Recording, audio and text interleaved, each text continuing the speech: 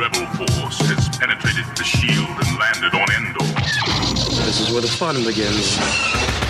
A long time ago, in a galaxy far, far away. This is Rebel Force Radio. Your source for the Force. Star Wars news and commentary. With Jason Swank and Jimmy Mack. I've seen Star Wars 500 times. Star Wars #1! This station is now the ultimate power in the universe. I suggest we use it. Now it's time for Rebel Force Radio. We would be honored if you would join us.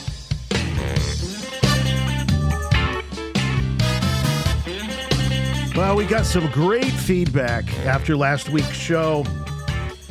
And the Kathleen Kennedy report card. A lot of you really liked it, thought we were very fair. I think we were very fair in our assessment of her tenure as Lucasfilm president and CEO.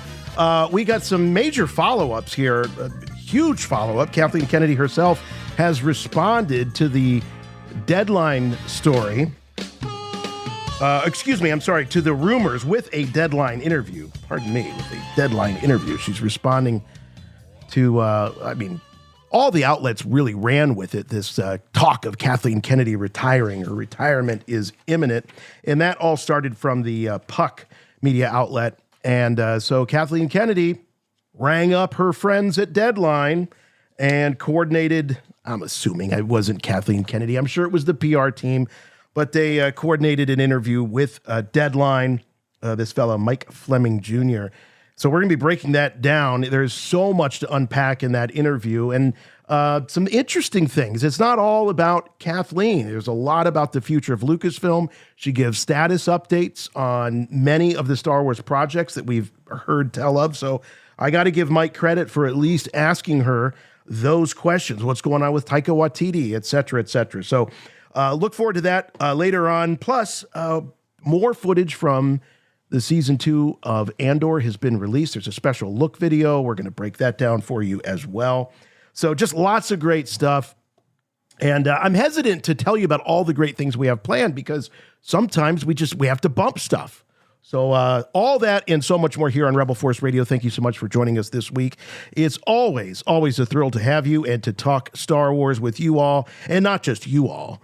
If you're new to the program and you're confused as to who we are, introductions may be in order. My name is Jason, and with me, as always, my good friend and yours from Chicago, Jimmy Mack. Hey, Jason. Hey, Star Wars fans. Back again for more Star Wars talk, speculation, and maybe a few chuckles along the way. Looking forward to that Kathy Kennedy follow-up, because wouldn't you know it, as soon as we were prepping the show for release last week, she follows up with a fresh interview with Deadline and doesn't necessarily dispute the fact that she is stepping down as president of Lucasfilm. And I think that's the gist of what all of this is about.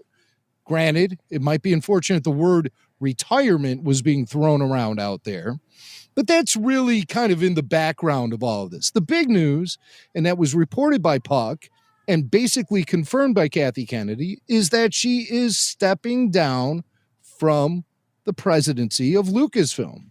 And a successor will be announced probably within the next year.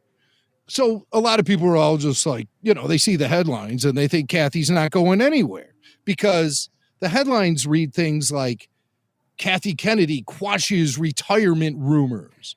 Well, maybe that is true, but the real story here is her stepping down as president of Lucasfilm. Right. No one cares that, or was scared that she wasn't going to make films anymore. She was going to be out of the film business. They're really relying a lot on this word retirement as an excuse to sort of rebut this or refute this. But as you point out, there's really not much to refute here. Anytime, and I listened to some of our show last week because we did post the Kathy Kennedy report card up on YouTube. So if you're not an RFR All Access subscriber, you can go to YouTube and get a taste of what the full show video is all about. We put the entire Kathy Kennedy report card segment up. And I think by using the term retirement, I was more or less thinking about her as president of Lucasfilm. I never thought she would just completely walk away from Hollywood and never work in films again. And I think I speak for a lot of Star Wars fans who say, wow, I would much rather see Kathy Kennedy producing films than running a studio like Lucasfilm and having the final say on everything that happens with the Star Wars franchise. That's my issues with Kathy Kennedy. Anybody, all you have to do is look at her IMDb and you'll see she's got 4.5 decades of major league movie film production. She obviously knows what she's doing in that department, and that's never disputed. I think the thing that we talk about here on RFR is the way she manages Star Wars and the Lucasfilm company and the Star Wars brand. And she's had some real missteps and made some big mismanagement mistakes along the years. And that's what we're talking about when we talk about Kathy Kennedy. But of course, we'll have a complete follow-up on all of that in news headlines coming up soon. And the Oscars were last weekend, and every year, yeah. Did you watch? I did. It was the first. I'll tell you, it was the first year that I watched more than half, and I can't even tell you how long. And I can't even really say why, because I didn't have any. I didn't have any dogs that I was rooting for. There were, I didn't have any films that I was particularly passionate about this year. But, it's part of the gig, right? We got to keep our ear to the ground when it comes to pop culture. And I was very interested in seeing how Conan O'Brien was going to handle the hosting duties. And I really liked Conan. I knew I would. Yeah. I thought he was a great host. He just had the right combination of decorum plus a little zaniness and wackiness. He can really straddle that line. Of course, the patented Conan O'Brien bizarre humor showed up. I love the worm from Dune, in the orchestra. That's classic Conan. But he also knew how to navigate and get people on and off stage and be a great master of ceremonies. So I give Conan an A for hosting the Oscars this year. I thought he was maybe the best host of the Oscars ever. What did you think about the 007 music tribute? Well, first of all, it really dated me because I kept saying, I have no idea who this is. Who is this? And then my daughter would shout from the other room, oh, that's so-and-so. I'll tell you what, Dad, don't you know who Doja Cat is? Doja Cat, Dad. Doja Cat. God, I thought that was so out of it. Some new anime, Doja Cat. I have no idea. But I thought it was great that they paid homage and respect to Barbara and Michael G. Wilson, longtime producers. But I tell you, those ladies, one was no Shirley Bassey.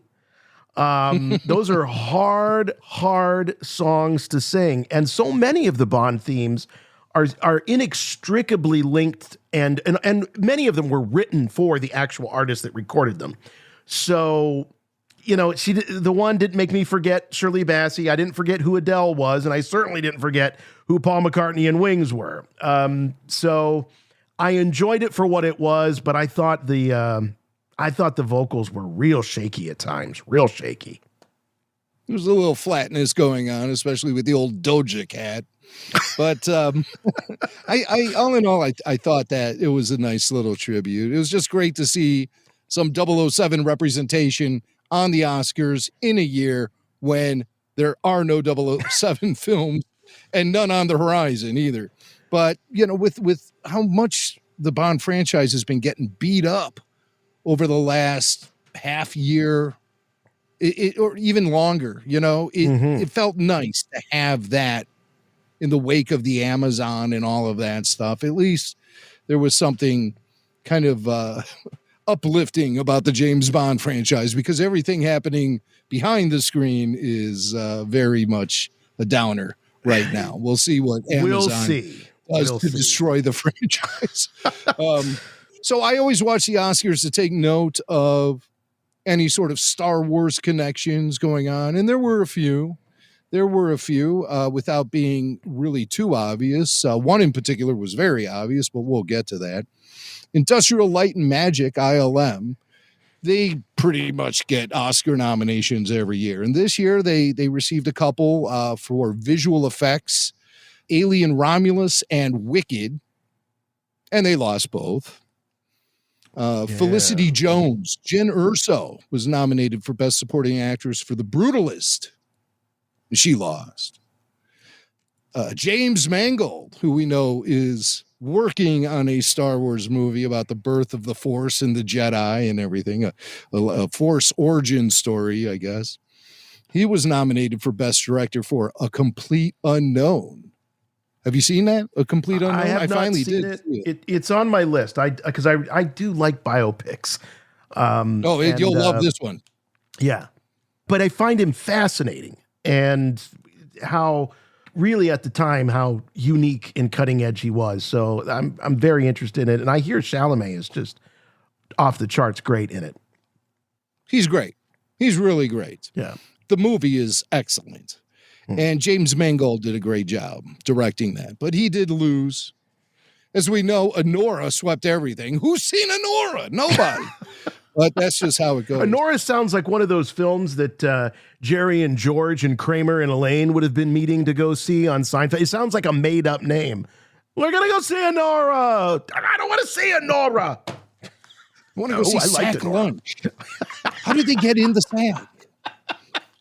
And then, of course, there's always Rochelle. One young woman's erotic journey from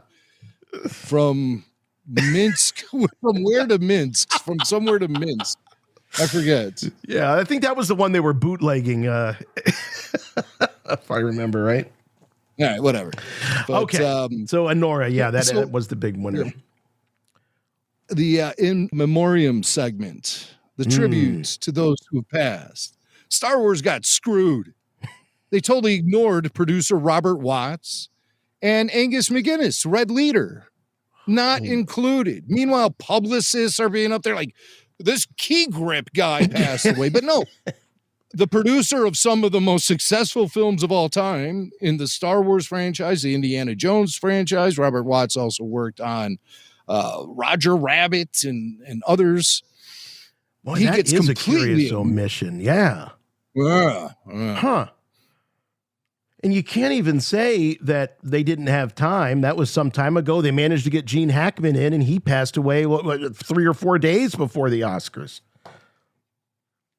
There's always people who get left out. But, I mean, really, when you're seeing just all of these no-names being flashed up on the screen, it's like studio publicist. Really? Casting directors and agents and all that stuff, yeah. Agents. Right. Let's have the creatives in there first and foremost when it comes to these sort of celebrations. We had some presenters there associated with Star Wars. Of course, Samuel L. Jackson was there. Harrison Ford was supposed to be a presenter, but he contracted shingles. Oh, so he couldn't make it. Well, that can be a rough go, especially for someone Harrison's age. But he's a badass; he'll be fine. He's a badass. Shingles didn't bother him. So instead of Harrison, they made a quick call to Mark Hamill, and he presented instead of Harrison for Best Original Score. We have a clip. They brought him out with the Star Wars theme. And Mark had a quick quip to make about that.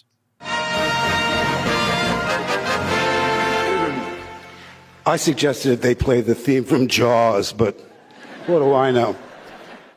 Oh, Mark, and here I thought he was going to start with a pants joke. At least I kept my pants up this time. he kept his pants on, which I thought was pretty impressive. Now, Jason, you were telling me before the show you were seeing some online criticism about Mark's appearance. It was not online criticism. I was definitely seeing some reports where some viewers were saying that he seemed out of breath during the presentation, and I thought he seemed awfully out of breath at the BAFTAs, but now we kind of know why. I mean, he was nervous as heck about his pants falling down around his ankles. But this is something that carried on into his Oscar presentation. So nothing major, just people saying, gosh, I hope he's okay. He seemed short of breath, and so I don't want to speculate, but just throwing it out there, hoping that Mark is doing well and he's healthy, and yeah. I think he was just hyperventilating, thinking his pants were going to drop to his ankles. Oh, yeah. I'm sure he had the suspenders on for this one. Let's hope. Sure And a belt. That's when you do both, the belt and the suspenders. But yeah, I did note. I noticed it at the BAFTAs and a little bit when I saw him doing this. But who knows? The nerves and especially, I didn't know he was pinch hitting for Harrison. So yeah, it was a last minute thing. Yeah, sure, I'll drive in from Malibu or wherever. I think he does live in Malibu, yeah. Mark Hamill. Yeah. The thing is, Mark always has this kind of boyish energy to him and enthusiasm, but the man is 73 now. So yeah, there might be some things catching up with him. I don't know. He seems like he's in as good a shape as I am, so I ain't 73, I'll tell you that. Say, you're not even close. So, but no wins for Lucasfilm, ILM, or any of the Star Wars alums. But again, Mark Hamill kept his pants on. So we consider Mark to be the big winner of the evening. Victory. Victory. I love it. All right. Well, Good Jim, job, this has been a tradition, I think, on RFR for many years. You bringing us any and all Star Wars references, Easter eggs, any mention of the wars or anyone associated with the franchise that has a moment at the Oscars. So thanks for bringing no matter that. how loose the connection may be, how tangential it could be, it gets matter. Included in the rundown. Yeah. Right. Maybe one of these days, Star Wars will actually take an Oscar home. Like, wouldn't that a real be Oscar, something? not a technical one. Right, Like, right. That would be great. Acting, Yes. screenplay, Yes. best movie. Because listen, man, I'm still frosted about that Annie Hall win back in 1978. For the best. It was for the films from 77. Sure, yeah. Right. Well, I don't know. The last time I went to the Annie Hall celebration, they do that every 5 or 10 years where they get all the fans together and we watch Annie Hall together and they do panels with people. Right. All those Woody Allen and Diane Keaton cosplayers all over the place. It's a real hoot. No, that doesn't happen. But you know what? I think Star Wars and George Lucas had the last laugh because look at the money and the industry that it helped create, and look at where Woody Allen is these days. I wouldn't trade places. You could keep your Oscar. I guess not. Anyway, all right. Well, let's check in with some listener mail, see what's on your mind out there in the Rebel Force Radio listening audience. Yes. You must contact me. Play back the entire message. What message? Message after the message. The Emperor commands you to make contact with him. It's a trick. Send no reply.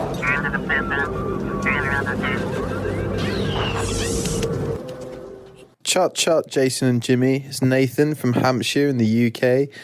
Thank you so much for replying to my question earlier in the year. Jimmy, you did a great job researching that for me about the Force and Yoda being able to hear Qui-Gon. That was fantastic.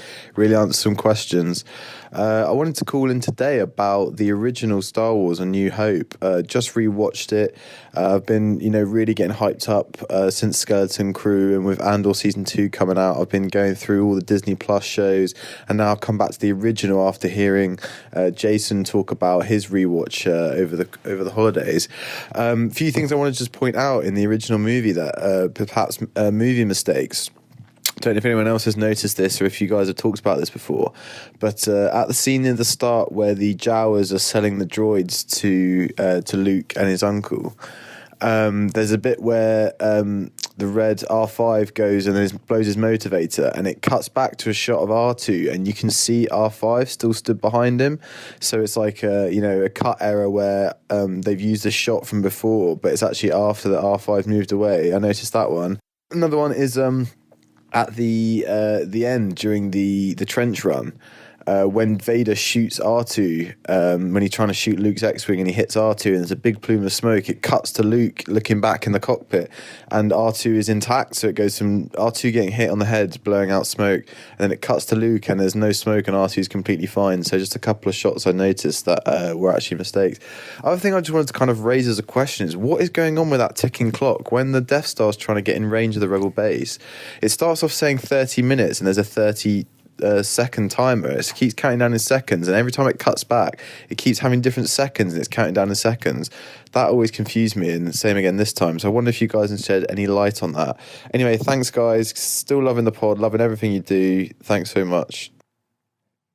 Well, I mean, Nathan, if you're going to watch to that extent and pick nits like that, I mean, no, I love film flubs. I remember going to the Walden bookstore or the B. Dalton at the mall, and there was a series of books. They would come out ever so often. They were called film flubs, and they would have a rundown of all the continuity errors that you could find in movies, and it was always written about in a very funny style. And I can't say that I remember Star Wars coming up in those, and the ones that he's mentioning. With R5D4, that one sounds very familiar to me. Like, I feel like I've noticed that. The countdown clock, which seems the most obvious that he mentioned, never registered for me. Never even thought about it. Never. Really? Yeah, never. So I think that what has happened is when you see a movie as many times, as I've seen Star Wars, and probably Mac, obviously, and a lot of you listening, I think one of two things happens. I think either you notice everything or you start to go numb, and it's hard to notice things because your mind is sort of filling in gaps and things like that. So for me, I tend to really have to shake myself out of the rote way of watching movies and I did this with the rewatch over the holidays, because it's very easy to sit there and I'm doing the dialogue in my head. There's not a line that's going to surprise me. All the sound effects, all of the music, all of the the whole audio experience, I know it by heart. And so it's usually like, oh, I'll just grab my phone, maybe I'll flip here, whatever. So I have to really force myself. And this isn't just Star Wars. This was anything that I'm really familiar with, to try and watch it with a lot of attention and focus. And I did that with the rewatch over the holidays. Still didn't catch these continuity errors. And by the way, there have been so many special editions. Hasn't George fixed all this stuff by now? I mean, can't he fix that countdown timer?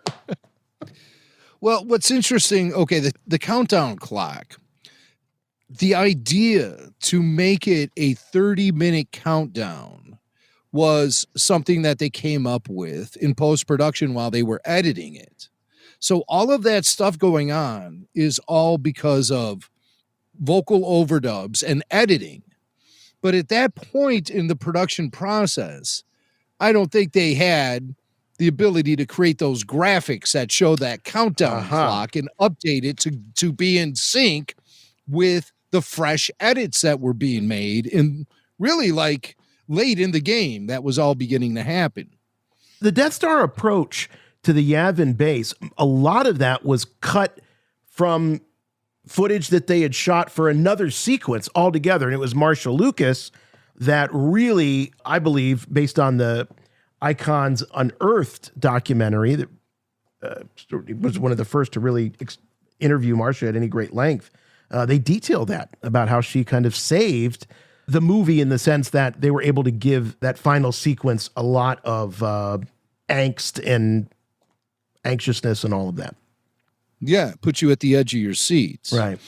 And yeah, it applies all of that that ability to raise the tension up during that sequence by having this countdown going on. So you know exactly what's at stake here. And the stakes are pretty high with the Death Star pointing its planet-destroying laser at Yavin. And that all comes through in the edit. And so they created the vocal overdubs. The Death Star will be in shooting range in 15 minutes. And then they show the clock and it's like 27. I've always noticed that. Very out of sync with the action on screen. Wow. I've always noticed that, just like our caller, Nathan. But, Star Wars has a fun history because George Lucas and all those creatives were so under the gun. Famously, as everyone knows, they were running out of money. They were running out of time because so much of the technology had to be created before it could actually start getting used. And by the time they were able to use it, they only had a few months left. You have to create your own canon, your own fiction in your head to make this work. The Death Star countdown clock, well, that's easy. Time is measured differently in space on board the Death Star. Right. So you might be thinking you're looking at 17 minutes left when the guy says 3 minutes. But that's because you don't know how to read time in the Star Wars universe. Look, it's a different time zone. There's Death Star time, right, and then there's local planet time. Exactly. Now, Jim, I got to ask you a question as we're talking about these film flubs, because there is one that I think everybody knows of, but it has become so embraced and beloved that it's considered character building. In fact, it's launched all kinds of inside jokes in the films, and that's the stormtrooper bumping his head. Do we even consider that a film flub because of the way they've embraced it? Again, I think a lot of things were happening in the 11th hour, and maybe it just was never noticed. I'll tell you what, I didn't notice the stormtrooper bumping his head until the film had been out for like 30 years. It's not like people walked out of the cinema in 1977 buzzing about that trooper that bashed his head in the blast door. Right. No, that didn't happen. Here's a good flub. Right after Han shoots Greedo in the Mos Eisley Cantina, in the next shot, you see Luke selling his speeder, and then you see old Greedo walking right by in the background. Wearing the exact same clothes and everything. That's Greedo. What's he doing there? Trying to sneak by, I like to think that Greedo's like Elvis on Tatooine. There's Greedo sightings everywhere after he died. I'll tell you one that threw me, and I don't think it's a flub, but there is something that I always noticed as a kid that kind of bothered me. And again, this has a lot to do with the fact that I saw the movies out of order. So Return of the Jedi was the first one that I saw. And when I saw Obi-Wan cut the arm off of Ponda Baba in the cantina, I never understood why it was bloody, because I understood lightsabers to cauterize wounds, so there wasn't blood. Sure enough, when you see Ponda Baba's old arm laying down there on the cantina floor, it definitely is covered in blood. Well, I could explain that. Please. Aqualish have naturally thinner blood than any other alien in the universe. And you cannot cauterize it. It's just going to spill out because it's too thin. So there you go. Okay. All right. I'll give you that. Okay. I've got I do want to say. Oh, yeah, please. Okay. All right. Well, just to the people out there who are yelling now about the Greedo walking around in the alleyway at Mos Eisley after he had clearly been shot, because that has since been retroactively been renamed. That character is like Beto, Greedo's brother or something like that. And at the time, though, when George shot A New Hope, he did have that scene that ended up getting edited out with Jabba the Hutt and his gang visiting Han at the Mos Eisley docking bay. And in that case, he had one or two Greedos with him, and they were wearing the same crap Greedo was wearing. So George had already determined that there are Greedos everywhere. You can't get away from the Greedos. They all wear the same stuff too, which is kind of bizarre, but whatever. Yeah, Jawas they all wear the same thing too. So strict dress code there for the Greedos. There is one film flub that I didn't really know was a film flub as a kid. I didn't really know what it was until I found that book that one day. And that is the Han in Carbonite sequence where Han is shackled. And to the extent that, and of course those shackles disappear, he doesn't get unthawed with the binders. But there was, with the Star Wars micro collection that Kenner did, these are the little metal figures with the play sets. There was a sculpt of Han Solo frozen in carbonite where he was wearing the binders and his arms were kind of across his chest, not in that hands up trying to escape, the carbonite, that more anguished pose, which we know was something that they changed because I believe it was Irvin Kershner didn't feel that Han looked like he was stressed enough, that he wanted it to look very anguishing and like he was trying to escape his fate. So that went into toy production with a certain look, and so that changed. But those disappearing binders, because they're nowhere to be seen, there's no evidence of them once he's frozen in carbonite. I think as a kid, I thought that they just disintegrated when they met, the carbonite substance. Well, also, those little Ugnaughts kind of fuss around with Han too, and you only see him from like the middle of his chest up. And I thought, well, maybe they're uncuffing him or something. Oh yeah. I'm trying to look at an image of Han in the carbon freezing chamber, because there is a shot of him once they lower him in there. He sort of looks up out the rim, taking one last look at the princess, etc. And no, he does not have the shackles on. So can I share the photo with you? Let me share the photo with you so you can see it. But here it is. And you'll see that I think the Ugnaughts took him off. So it's a myth, whoever thinks that Han was being put in with the shackles on, they're incorrect. He clearly doesn't have, but he does have some things on his biceps, some weird metal bands around his biceps, and those aren't present at all in Jabba's palace after he gets thawed out. Also, Han put on about 15 pounds while he was in the carbonite block. There it is. He's clearly kind of paunchier in Return of the Jedi than in. See, now this I don't think is a still from the film. This is a production photo. Are you sure? He doesn't have on the handcuffs, so they were removed. You're absolutely right. They were removed, but I don't recall this particular. Yeah, doesn't he look? And then the steam comes up and he sort of tilts his head back. Yeah. No, there is and he that, but I just don't ever remember us seeing the innards of the carbon freezing mechanism where he's lowered into with that kind of clarity. It was always more obscured with the steam. I feel like that's a new photo. I feel like I've not seen this.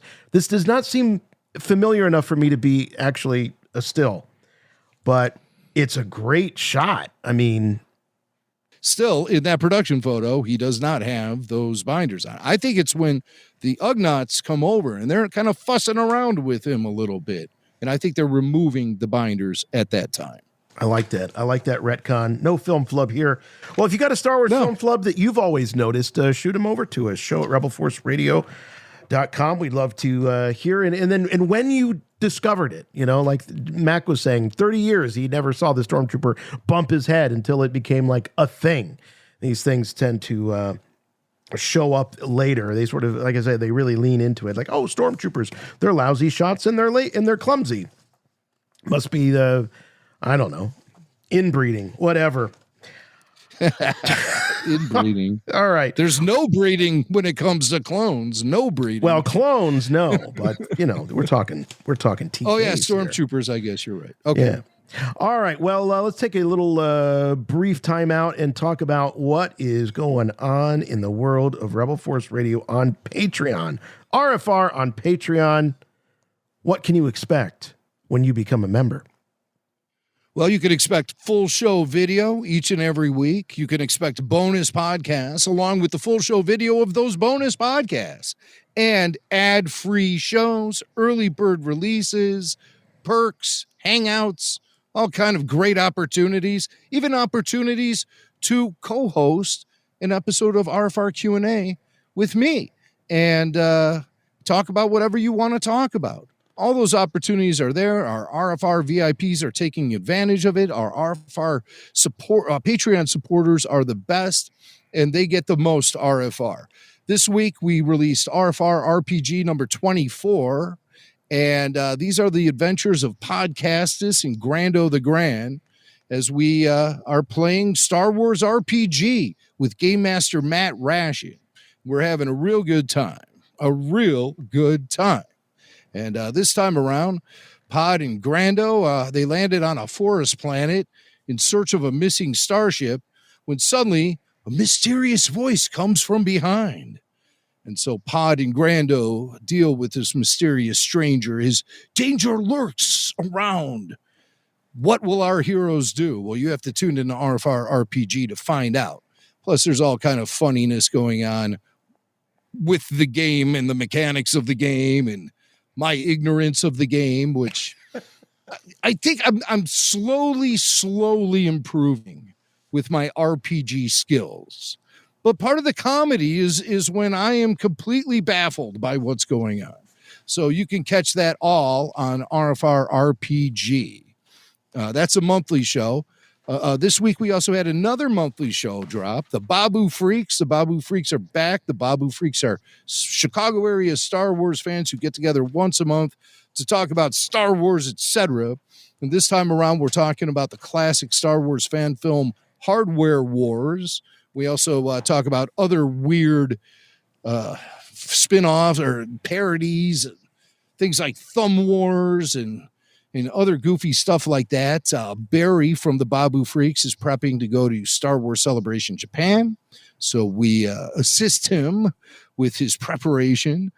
Brian reviews Captain America Brave New World, and we look ahead to the upcoming season of Daredevil. We talk about the situation with Amazon and the James Bond franchise, and it's a real good time. We also discuss whether or not Ryan Reynolds is merely nothing more than a Jim Carrey ripoff. It's all in the Babu Freaks.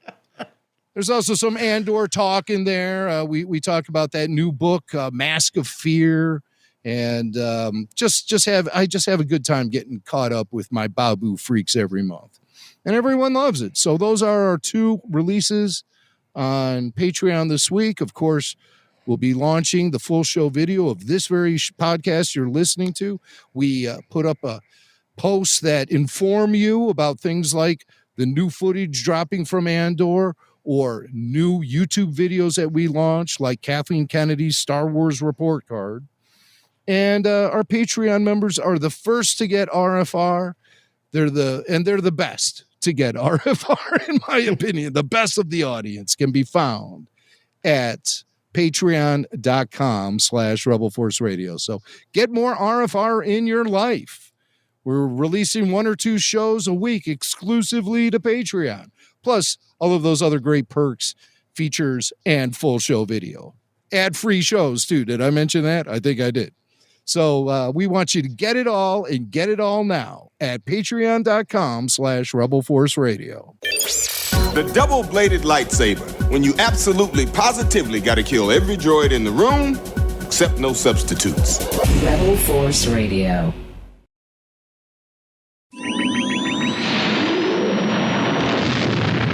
I have good news for you, my lord. That's good news. Come closer, I have good news.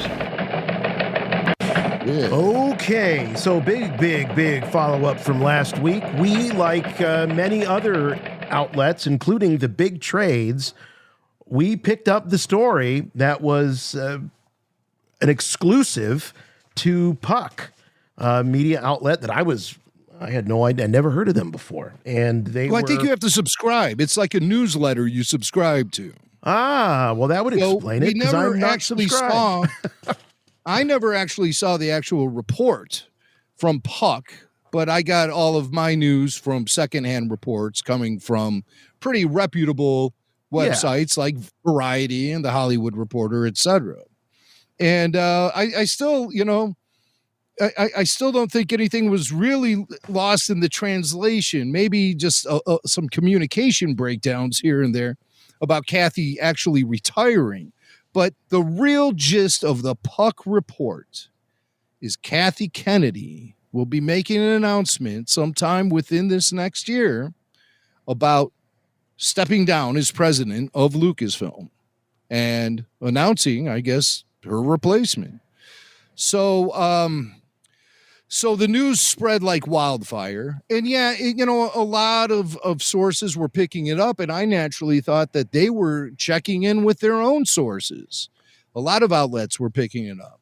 But apparently, this is something that upset Kathy Kennedy because she was no longer in control of the narrative regarding her retirement. Now it's out there.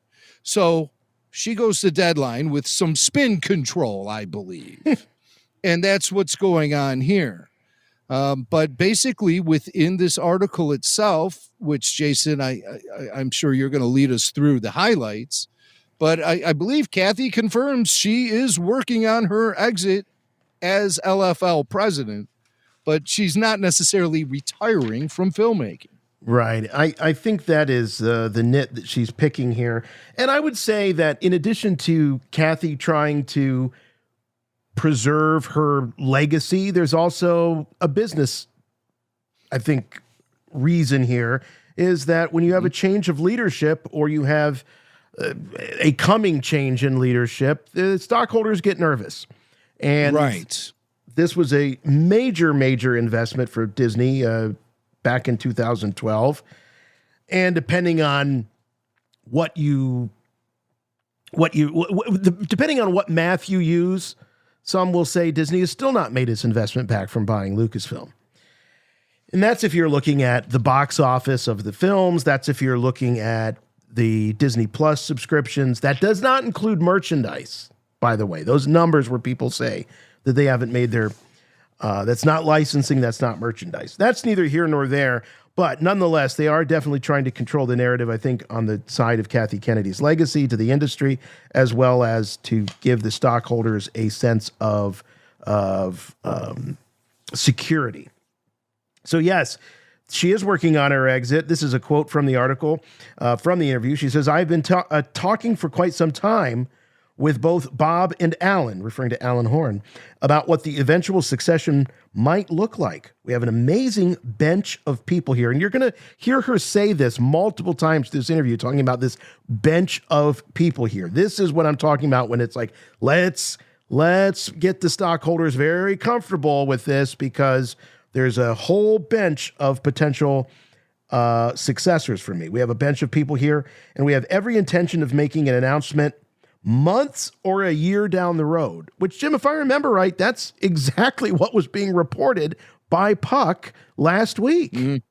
It sure was. It sure was. But everyone ran with the retirement in the headline. Kathy Kennedy retiring from Lucasfilm. Retiring. And that's the one that I think really personally got under Kathy's craw and started to really affect her. You know, people were approaching her, when should we plan your retirement party, KK? And she's like, what's going on here? Oh no, the news got out that I'm working on my successor and my plan to step down, and now everyone's going to be focused on that. And so she immediately wanted to spin it. I think culturally, I've noticed this in the industry that I work in. Nobody seems to retire anymore. And they're certainly not retiring at 55, 60 like they did, like the boomer generation did. I work with people that are well into their 60s. Some of them are approaching 70, and they're still, my God, look at our own government if you have to. But the point is that retirement isn't necessarily what it used to be. I think people don't like the word. I don't think they like the idea of it because it brings up this notion of being put out to pasture, that you're just going to stop contributing to your industry or society or whatever. So I think you're absolutely right, zeroing in on that word. I think that word is becoming, there's a stink now to that word, and she resents that. As she even says, I'm producing the Mandalorian movie right now, and I'm also producing Sean Levy's movie, which is right after that. That seems to be the line in the sand in terms of where her commitments to Lucasfilm ends, producing the Mando Grogu movie and the Sean Levy movie, which seems to be the next one in the pipeline. So, from what I understand, the Sean Levy movie will go in front of cameras later this year. That's what we're hearing. Which will put Kathy in the producer's chair for that film. And it'll already be underway. But beyond that, by the end of the year, or at some point in the first half of 2026, a new president for Lucasfilm will take her office. And so she can't be calling the shots for anything beyond that. She doesn't know if she's going to be permitted. Now, obviously, she's going to be something of in an emeritus kind of position if she's still working for Lucasfilm. But she'll be there to maybe lend assistance, creative to the new president. Maybe? That was the position that George wanted, but they didn't let him have it. That would be very interesting if history repeated itself. But also when she makes the statements about an amazing bench of people there, that tells you a couple things. Her successor will come from within. Yes. And when you say an amazing bench of people, that implies that there might be more than just one successor. There might be co-presidents or a situation similar to what they have in Marvel, where Kevin Feige is like the creative guy, and then they have another dude who no one knows all the nuts and bolts. He balances the budget. Right. Yeah. Right. So that's what I see going on here. They're going to hire from within, and it's going to be possibly a president by committee, maybe over at Lucasfilm. Possibly. Now, the interviewer, Matt, he jumps right onto that and he says, oh, well, this gives credence to the rumors that we've been hearing about Dave Filoni. What about Filoni? And Kathleen Kennedy says, I can't say who it is because there's just an internal process that goes on inside a large corporation and a publicly held company as to how we go about making deals, finalizing decisions, and making announcements. There's nothing unusual about that, and we're in that process. She does not deny that Dave Filoni is next in line. She doesn't confirm it, but she doesn't deny it.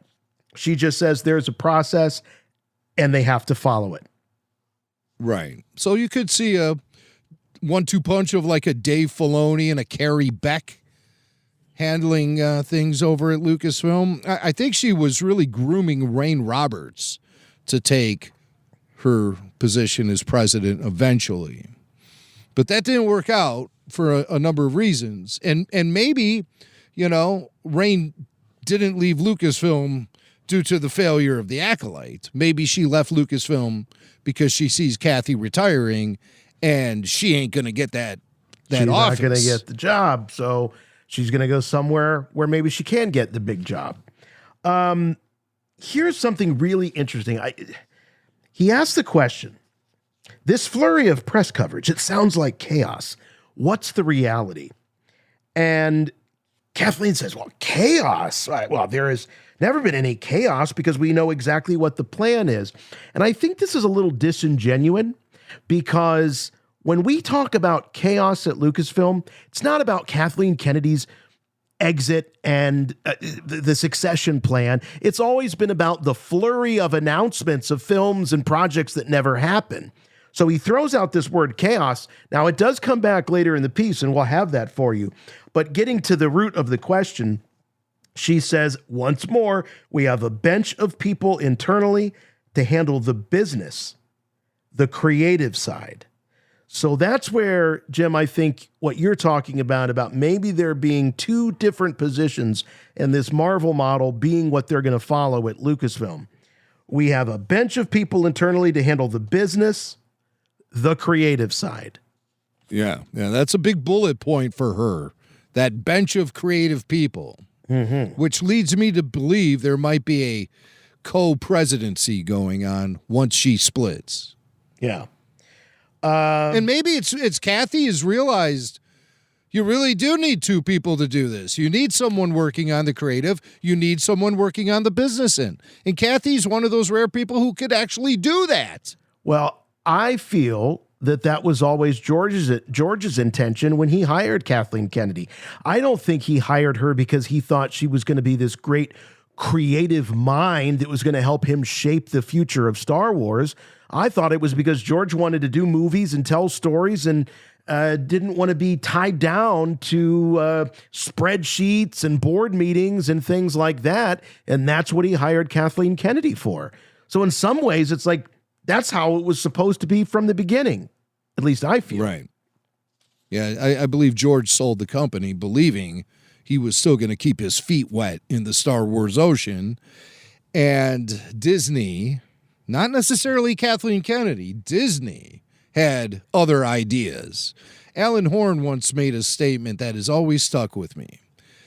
Yeah, we know George Lucas wanted to stick around and continue to work on Star Wars, but by doing so, he places himself in a position of power and leadership there.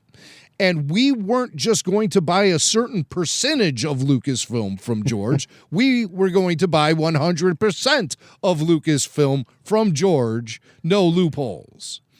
And so that's pretty much why I believe, why they forced him out. It was a question of keeping George Lucas around could really throw a wrench into the works if he doesn't agree with the direction in which they're taking things. He'll easily be able to amass support around him via other people. Right. And make it really difficult for Disney to do anything with Star Wars. And we just saw a similar thing play out with Amazon and Barbara Broccoli and the 007 franchise, where they kept her on board and they couldn't do anything with James Bond because she was rejecting everything. So they're like, why did we spend $8 billion on MGM? Yeah. With the Bond franchise being the real diamond in that deal, and we can't even do anything with it. Yeah. So write a check to Barbara Broccoli for $1 billion and tell her to now she's retired, I believe. Right. Well, she truly is retired. It was a more ceremonious exit than George got. George's exit from Lucasfilm was, or at least from phase 2 of Lucasfilm with Disney in control, was really kind of awkward and sad. He really had no formal goodbye, and there certainly was no check that was cut. Well, he did get a check, but it wasn't a go away check like Barbara Broccoli got, I think. No, because George sold 100% of his company. Right. With the MGM deal, Barbara still maintained control of the Bond Creative franchise. control, yeah. Yeah. Yeah, so different, but certainly comparable. Now he does ask, getting back to this Kennedy interview, how far down the road before a change gets made and then you go off and produce these two big Star Wars things, talking about these two films, which is kind of odd because she's already, I mean, the one is already in full swing, Mandalorian and Grogu. She says, we'll probably make an announcement months or a year out. Again, exactly what was being reported last week. And I have every intention of sticking around to help that person be successful. I'm already producing the Mandalorian movie, and Sean Levy's is after that. So there you go. Mandalorian Grogu, followed up by the Sean Levy film, but we don't have to wait necessarily for the Levy film to be done before Kathleen Kennedy makes her exit. In fact, we can't, because this is a content pipeline that needs to constantly be filled, and they need somebody to make these decisions. And as you said, Jim, she's not in a position, being a lame duck and on her way out in a matter of months, to be greenlighting things that we won't see for years down the line. Right. Exactly. And we know that there are many things in the pipeline that have really sort of stalled out production-wise, or they keep needing jump starts, like the Charmin Obaid-Chinoy film, just one example. Yes. Which does not get mentioned at all in this interview, which I think is very telling. Kathy doesn't say she's sticking around to produce the Mandalorian movie and Levy's movie and the Charmin Obaid-Chinoy. She does not. She does not apply that kind of ownership of being producer of that film. So I think that's very interesting. Very telling. Very telling. Now this is what really got me out of this whole piece. And the writer is asking her about this, the public perception and the scrutiny, as he calls it, the second guessing by a rabid fan base. Despite the fact she's got this big, long resume of movies, the rabid fan base just scrutinizes you and Lucasfilm like no other. And, it's not uncommon to develop a project with big names who fall out when visions don't align, blah, blah, blah. But this is such a puff piece. I got to tell you, this is like her sitting down with her best friend. This doesn't really feel like hard-hitting journalism at all. I think he's carrying some water for Disney and Lucasfilm here. Oh, yeah. But because he sort of asks the question and then answers it for, but her answer really got to me. She says, what's troubling and frustrating is that our development gets scrutinized. She's like parroting back, what he says. And I don't know any other production company where their development gets scrutinized like that. Kathleen, the scrutiny comes because you make these grand announcements. I don't know of any other production company that makes such grand announcements and pronouncements about big projects, grabs these poor creatives, puts them up on stage in front of thousands of Star Wars fans, millions if you think about how it gets carried over the internet and all of that and the press coverage. You throw them out there when they're not even ready to really talk about their project. It goes belly up, and Star Wars fans go, well, what's going on at Lucasfilm? Because this happens time and time and time again. And you have the nerve to say that you're being treated unfairly, as Darth Vader said. You're not being treated unfairly. You're not being held to a standard that others aren't being held to. You're going out. You're stepping out and making a big whoop-de-doo out of these announcements instead of just keeping them within the family at Lucasfilm and not announcing them until you have something to announce. Right. It's pure manipulation all the way through. They're playing the fan base. They're playing the shareholders. It seems very manipulative and kind of dirty, to be honest with you. Making announcements about things that are so far deep down in the pipeline that there's barely a heartbeat. And you're making announcements as if these are concrete productions, deep into the production process, just begging to be thrown onto our screens. It's never that case. I mean, sometimes it's so just loosey-goosey about the whole concept of it, like the Taika Waititi thing, for example, which does come up in this article a little bit later. But she's really making her own bed, Yes. And here she is playing the victim card again. And we know exactly why she's being placed in these positions. She puts herself there. Sometimes it feels like they just need to fill the dais at a Star Wars convention than it is to make a meaningful announcement. And I think and the Mangold film may happen, Jim, but I got the impression from everything that we read was, Mangold was there to promote the new indie movie at Star Wars Celebration. And she thinks because they had a conversation once about him doing a Star Wars movie, she grabbed that son of a gun and brought him on stage and said, and we got a James Mangold movie and it's going to be about the history of the Jedi. It felt very, very, it didn't feel very baked at all. Right. Half-baked. Exactly. Yeah. Exactly. And not even half-baked. I mean, it's still sitting on the counter waiting to be thrown into the oven. It's unbaked. But yet they present it to us as if it's these just very solid, concrete, definitely happening sort of things. Right. And it's horrible. It's horribly manipulative. It plays with the fan base emotions. It destroys confidence in Lucasfilm because time and time again, it keeps happening. In fact, I would say that she's getting by some of these in the entertainment media, I think she's getting more than a fair shake. I think if this was another executive, they would be like, what is going on in this company? But Disney, they command a lot of dollars in advertising, and you don't want to upset You don't want to upset the mouse. Now, I do appreciate and the fact... think this internal framework they've created around Star Wars has made the process of creating a story so overly complicated with all of these different voices at the table and different levels of approval you have to go through. It's just a real grind. You can't just come up with an idea for a great Star Wars idea without it getting reworked and put through the ringer 1,000 times.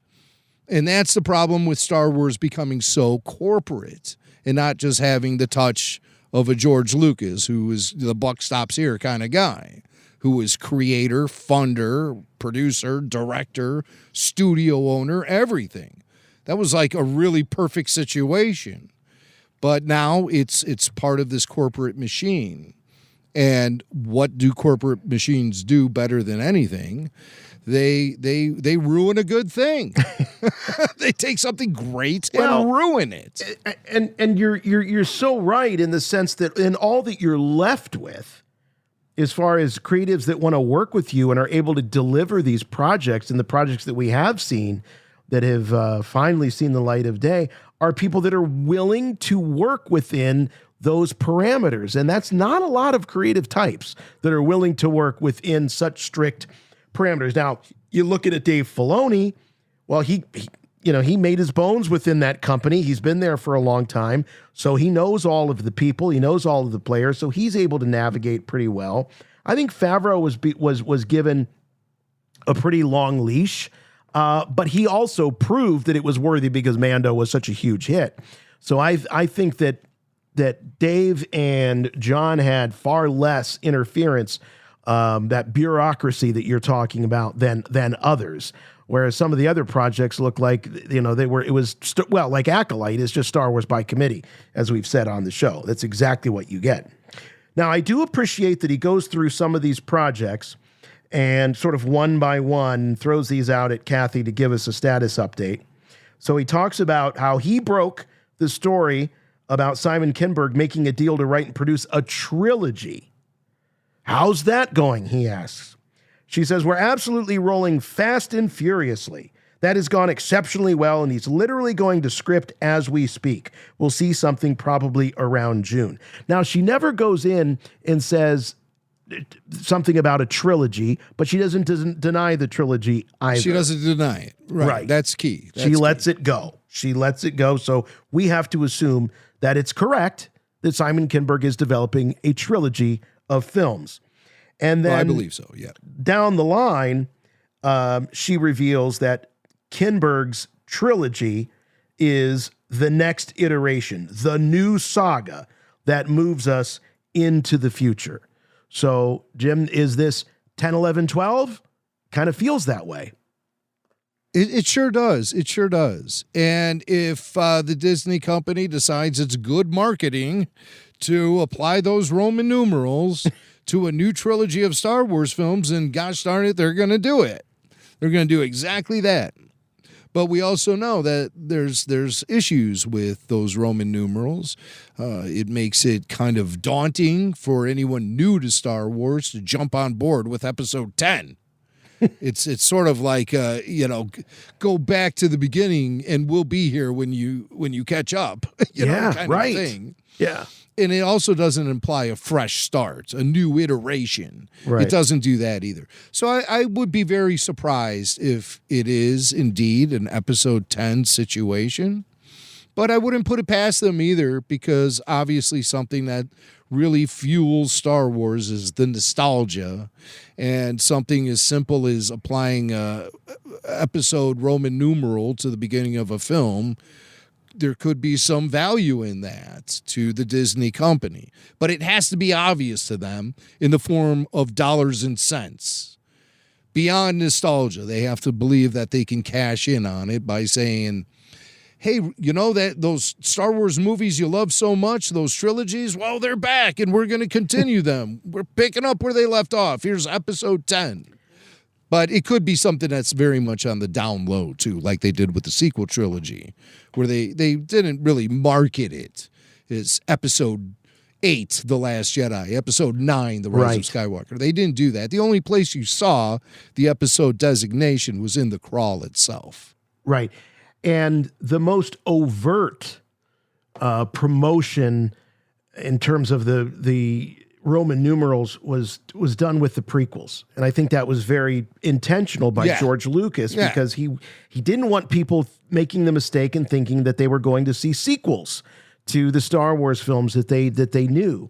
So even though George engineered the Roman numerals, you never really saw them in any marketing, even going up to the last video releases home video releases, that last one where it was Yoda and the Stormtrooper and Darth Vader. That home video release did not play up Roman numerals at all. It was Star Wars, The Empire Strikes Back, and Return of the Jedi. No, not at all. Yeah. Not at all. Because it's too confusing to start with episode 5. And it always has been. 4 in that case. It always has been. Yeah. It was confusing to us back then. But then it's so obvious when he's making the prequels, he wants to let people know. Right. Hey, this is the stuff that sets up those movies you know so well. Yeah. So maybe it doesn't have to be beating you over the head with it. We just want it on the crawl. I think that's what we want, is we want it on the crawl so we know chronologically where these fall. All right, so then that's we get all it takes into, to scratch the itch. That's right. And then they get into the Sean Levy thing. Deadpool Wolverine director Sean Levy. Tell me about him. She says, well, Sean's is a standalone Star Wars story that'll take place post-9, maybe 5 or 6 years out. There you go. So Levy, one film, that's post-episode 9. This is the Rey movie. So is this going to be the old lady Rey? It was originally rumored to be. This is really becoming known as the Ryan Gosling movie. And for it not to be part of a trilogy or necessarily something that is going to drive the saga into the future, is this going to be something that bridges the first 3 trilogies to Simon Kinberg's trilogy? Or is this going to be a palate cleanser of some sort from the first 3 trilogies and maybe even a reset to present a new thing happening in the Star Wars galaxy that then the Simon Kinberg trilogy will address? Yeah. I don't know. I just find it really interesting. Something, because she didn't say that Kinberg was the next project after Mando and Grogu. It's Levy's. It's a standalone. We know it's 5-6 years out from episode 9. That would make sense. You use the word palate cleanser. I think that could be what it is. This is going to set up potentially the events and maybe they're going to be looking for a Rey Skywalker to show up, who will then show up in the Kinberg trilogy, or it could be just a total complete break from the continuity. A complete break, or the Ryan Gosling character comes across Rey, maybe like in the latter half of the film, and that sets up the Kinberg trilogy, or maybe Rey just shows up in a post-credit sequence, which I hope doesn't happen. It's only happened once in the history of Star Wars, and that was at the season finale of Mandalorian Season 2. When the credits rolled, and then when it was over, Boba Fett rolled in and assassinated Bib Fortuna. And that's the only time we ever got that post-credit sequence, and I don't want to see that in Star Wars ever again. I mean, fine, maybe with the streaming show, but I don't know. I don't want to see that because that's a Marvel thing. Yeah, It's a Marvel thing. We don't need their sloppy seconds. They've tried to mirror the way that Marvel films get rolled out and everything with Star Wars, and I think it's been kind of proven it doesn't work. That Star Wars is something you need to take your time with. One film a year at most, if all the cylinders are hitting. But even then, that might be too much, too fast. And it's a different beast. Star Wars ain't Marvel. Right.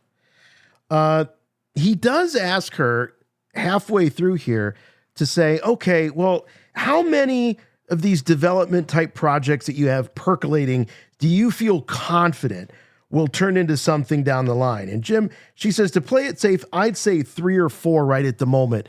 So what do you think figures into that 3 or 4? If you were to speculate here, she's willing to own 3 or 4. First couple are obvious, but depends on how you count them. Yeah. Four might be too many. That might be too optimistic for Kathy. So I'm only giving her the 3 licks of the Tootsie Pop. 1, 2, 3, crunch. That's all she's getting here. Obviously, the 2 are The Mandalorian and the Sean Levy film. Can we count The Mandalorian in this? I don't know, because it's already been shot. It's in the can. It's in post-production now, and it's definitely hitting theaters in May. So I don't know if you could count that one, but Kathy probably is. So that's 1. The Sean Levy film, 2. And then the Simon Kinberg trilogy. Yeah, that's 5. I'm even giving Kathy 5 films. Okay, so you think she's thinking when she's thinking of the Kinberg trilogy that she's thinking of 3 individual projects there, potentially. All right, well, if we're saying projects, then those are the 3. Those are the 3. Maybe you put the Charmin Obaid-Chinoy in there too, because there's been so much work done on it. Oh yeah. They're on their 4th writer, 3rd or 4th writer, and when will that thing ever get in front of cameras? If Nolte, George Nolte, is able to produce a script by late spring, early summer, and it gets greenlit, then you might even see some talk about the film going in front of cameras in the first half of 2026. The Charmin Obaid-Chinoy film. Okay? Yeah. But the Sean Levy film will probably still be shooting at that time, and I find it highly unlikely that Lucasfilm is going to have 2 film projects going at the exact same time. I find that very hard to believe. So I would predict then, if Nolte can turn in a script by midpoint this year, that maybe by midpoint next year or in the latter half of 2026 is when the Charmin Obaid-Chinoy Ray film might go in front of cameras. So we're still talking a year and a half away before it goes in front of cameras, and then a 2 or 3 year of post, 2 years of post. I feel like it's been a long time since we've heard anybody of any repute mention Charmin Obaid-Chinoy's name. They're not referring to it as the Charmin Obaid-Chinoy film anymore. Well, now that Stephen Knight has left the constant. Yeah. Now that Stephen Knight has left the project, he's been going around making some interviews and stuff. And I believe they still, when they reported at least, they say that Charmin is attached to the film. But the only people who would really know at this point is Lucasfilm Ltd. And the Disney Corporation. Yeah. So, you are right. On that. The Obaid-Chinoy moniker is still following it into these Stephen Knight interviews. We hope to have some of those for you next week. Getting back to this, okay. That aside, let's talk about Mangold, because maybe Mangold's film features into one of these. Oh yeah, 3 or 4. I did forget about him. Yeah, maybe he's number 4. Maybe he is. Yeah. So the question is, what? We still got that prequel with Mangold. She says, "Yep, he's working on the script right now. Simon's working on scripts right now." I didn't repeat that. She did. Sean, we had been working with him already for about a year and a half. So Levy's been involved for a year and a half, and Mangold is working on the script right now. Simon's working on scripts right. Okay, I get the context here. Yep, Mangold's working on the script right now. Simon's working on scripts right now. Sean, we've been working with him already for about a year and a half. So she's got scripts. There's 3. There's 3. George Nolte's working on a script right now. Yeah. And Simon Kinberg. We said Simon. Yeah. So we got Mangold, Kinberg, Levy, and George Nolte. Is it Nolfi So or Nolfi? is that your 4? Is that your 4? That must be your 3 or 4. I think that's she's the pretty 3 or confident. 4. I don't think she's counting Mando and Grogu because it's done. So it's not development phase. I'm with you on that. Yeah. I'm with you on that. So So he asks, any others that I've forgotten? Because, of course, he only got clearance to ask her specifically about those. And she says, well, I keep waiting for Taika. So she volunteers Taika's name here. She's the one that throws it out. She says, well, I keep waiting for Taika, and he is working with another writer now. He's so busy. I love him. I think if we ever do... get a script from Taika, it's going to be fantastic. I already saw a first act that I loved, but tying him down, it's tricky. And boy, has she tried. Taika Waititi, he put together a first act, had maybe half of a really good idea. Then he went on to do other things. And I think she's basically just saying, boy, it'd be great if we could get Taika to do a Star Wars movie. I think that's as far as it goes. Well, what's he got going on? What We Do in the Shadows, is that still an That's active winding series? down, I believe. I think that's got the last season is either on or about to be on. So I don't know. According to IMDb, as a producer, he has 2 projects in the work. One is called Kiara and the Sun, and that's in post-production, so that's probably keeping him busy right now. And then he has another thing called Werewolves, and that's currently in development. Those are the 2 things he's working on as a producer. As a director, what's he tied into? There's as an actor, there's a thing called Fing, Fing, which is in pre-production. So he's signed on to be in Fing, but what else is on Taika Waititi's dance card these days? As a director, does he have anything in the hopper right now? Kiara and the Sun, a film called James, in which he is in pre-production on. Another film called The Incal, in which he's in pre-production on. And then the untitled Taika Waititi Star Wars film. Is that on there? That's on Untitled? IMDb. Yeah. Okay. Untitled Taika Waititi Star Wars film. And I mean, obviously, there's still a heartbeat there. Yeah, these pages are managed by the talent and their representatives or their representatives. So the fact that that's still on there, that wouldn't be on there if he didn't want it to be on there. I'll put it that way. Right. So he still is trying to take advantage of his opportunity in Star Wars. He's just waiting for an idea, apparently. Yeah. It reminds me of, I'm not making a comparison between the two, but there's that great episode 1 documentary called, I think, The Beginning. And there's a great shot of George Lucas sitting down day 1. He's going to start banging out the script for episode 1. And he's got his pencils all sharpened, and he's got his fresh pad of yellow legal paper there. And then he just sits in the chair and goes, oh, all I need is an idea. It's just an idea. So, I mean, that's Taika. And I don't see Taika being the guy to sit there and just think about, I need an idea for this. I need some idea. It's like he just waits for things to hit him like a lightning bolt as he's working on all these other projects. Right. So, yes. Who knows? But I believe he's working with a new writer that we don't know who that is at this point. She says he's working with another writer now. So another writer. Yeah. So does that mean the same writer that he's been working with before, or is this a new writer?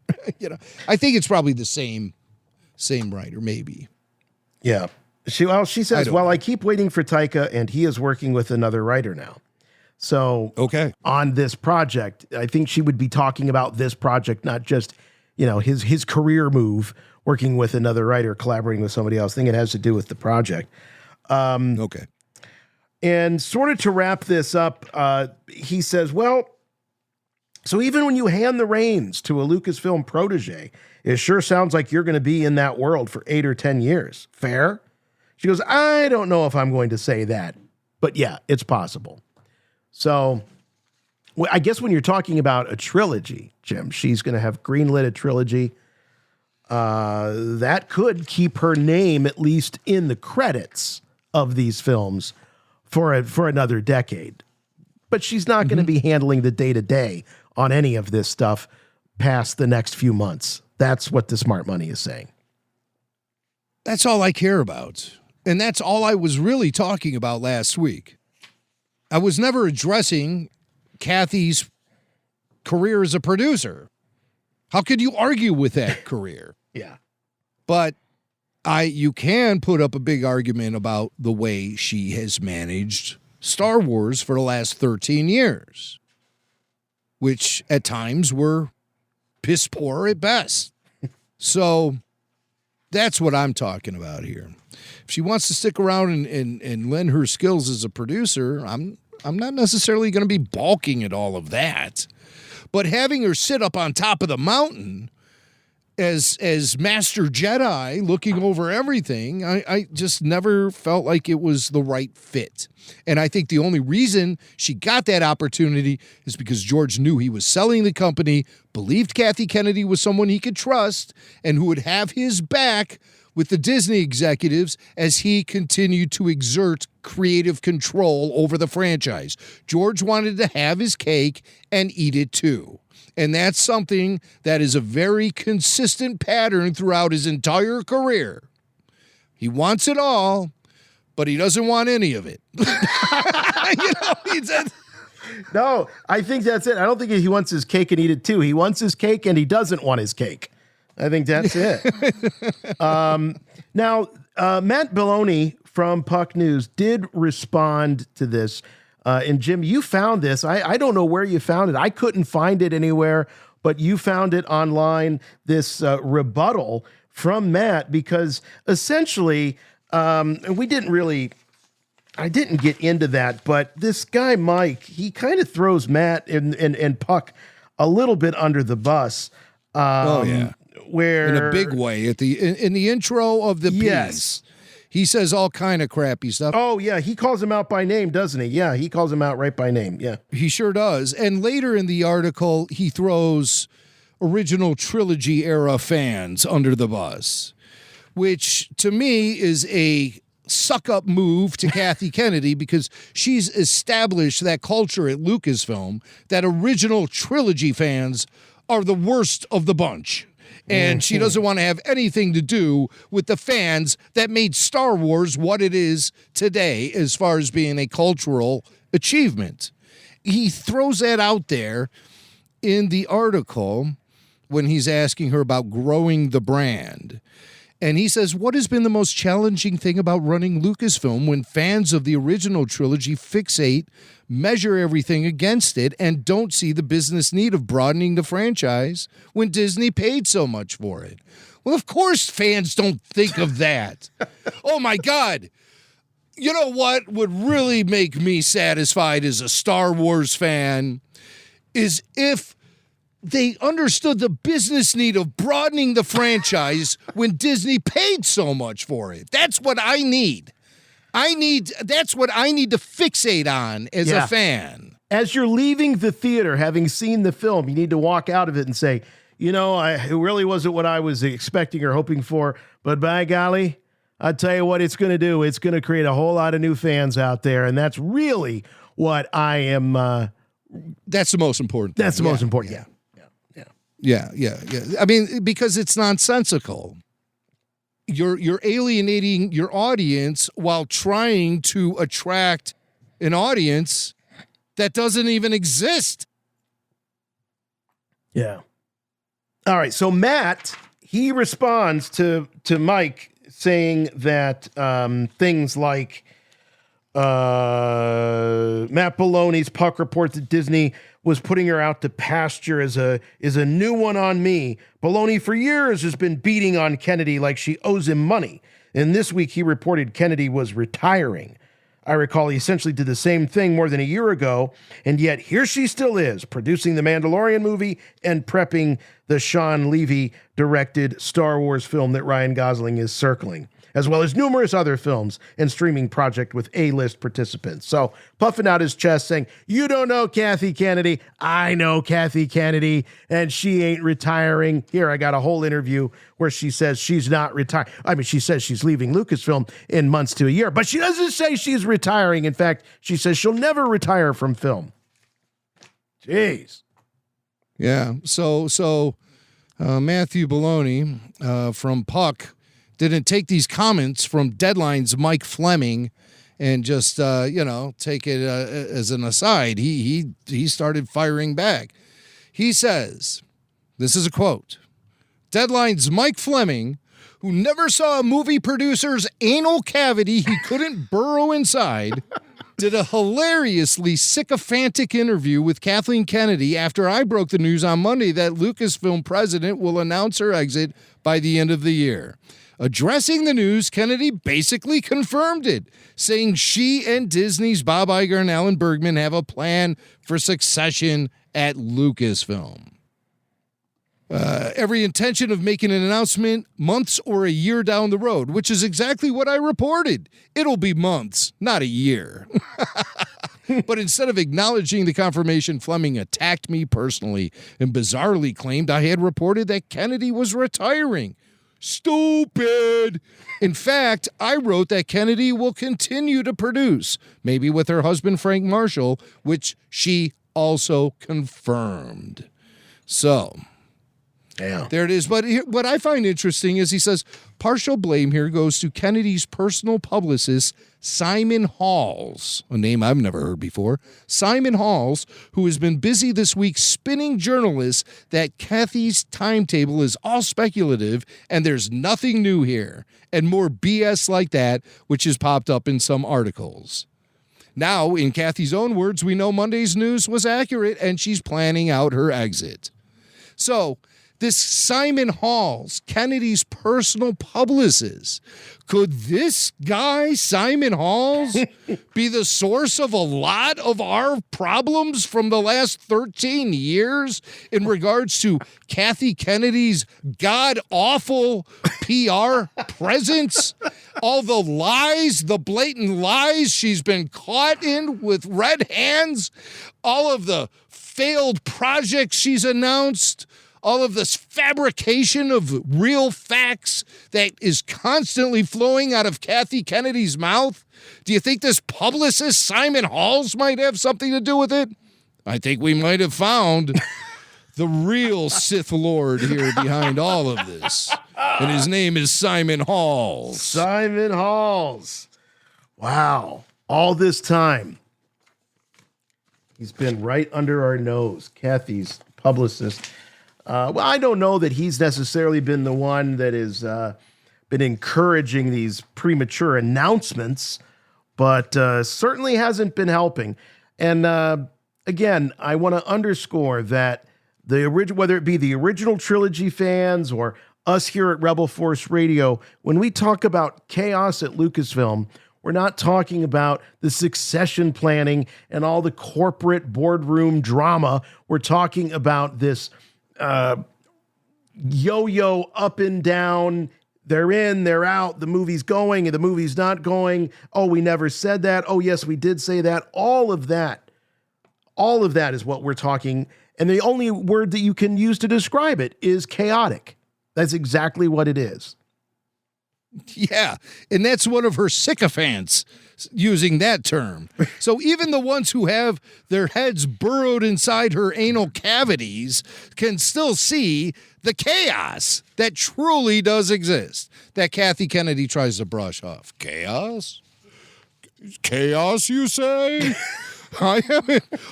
Chaos? What? Come on, Kathy. Never for heard once. Just accept it. Just accept it. So that's the update on Kathy Kennedy. Even Billy Mack came up to me last weekend and he goes, yeah, so the whole thing about Kathy Kennedy going away, that's not going to happen. And I'm like, well, you just saw the headlines, dude. What we're talking about is her stepping down as president of Lucasfilm. Right. And she is definitely on the road to doing that. And we will get an announcement relatively. I don't think anything's going to happen at Star Wars Celebration Japan. as far as this stuff goes. No, I don't. I don't see her either. getting up on stage making that announcement. Then it'll happen like in a Variety article or something along those lines. It's not going to be some big ceremonial thing. So if people are going out there expecting to learn the future of Star Wars at Star Wars Celebration Japan, you're sadly mistaken. It's not going to happen there. But so you're saying that the Acolyte fans won't be sitting around at Celebration with "Thank you, Kathy" T-shirts emblazoned on them? They will be. They will be. It'll be in Japanese, so Kathy won't be able to read it. But but that's what's going on. So Kathy Kennedy definitely on the way out as Lucasfilm president, not retiring. She'll still be making films, and she'll probably still be dipping her toes into Star Wars. But her influence won't be just this constant factor all the time when it comes to discussing this film franchise. Thank God. Thank God. Mom, will you check under the bed and make sure there's no Disney executives under there? I promise there's not. I'm scared, Mom. Will you please just look and make sure Kathleen Kennedy isn't under my bed? Kathleen Kennedy is not under your bed. Can you check the closet? Eric, enough! I've told you there's no such thing as Disney executives who replace everyone you love with diverse women who complain about the patriarchy. Now be a big boy. Rebel Force Radio. I was so wrong about Kathleen Kennedy. She's so awesome. All right, switch gears here and let's talk about Andor. We are just weeks away from the big premiere, season 2. Boy, it's going to be a avalanche of Star Wars stories hitting us every week for 4 weeks straight, 3 episodes per week.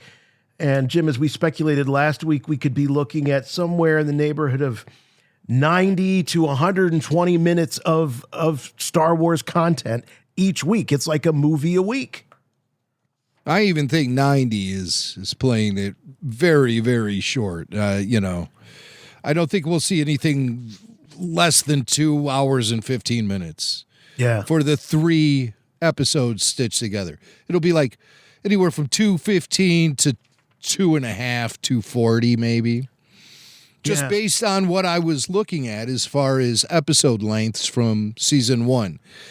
Typically, 45 minutes was like the average. There were a couple of 56-minute episodes, maybe a 52. The shortest one was 37 minutes, which would be considered a long episode for a lot of Star Wars streaming shows. Indeed. But 37 minutes was the shortest Andor episode. I just didn't know if I was thinking that could this decision have been made during the production period, or at least during the editing process, to where they might have made different cuts and shaped the episodes differently knowing this. But then there's the other part of me that thinks that this was sort of they were calling an audible here, and they just decided at the last minute, for whatever reason, we can speculate, that they wanted to sort of flush this out and not spend any. They didn't want to drag it out for 12 weeks or 8 weeks or 10 weeks. They wanted to just get it out in a month.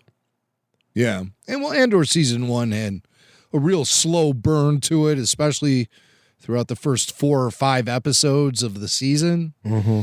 And it really took off after that Eldani heist. Then that's when the show kicked into a second gear, I think. Yeah. So it was a lot of buildup. Yeah, a lot of establishing characters and all that. So, that's kind of telling, though, because if it picks up at the same pace that the second half of Andor season 1 was at, then slow burn, nothing. Yeah. It's going to hit us hard and fast with 3 episodes a week, essentially mini movies for a month. 4 straight weeks.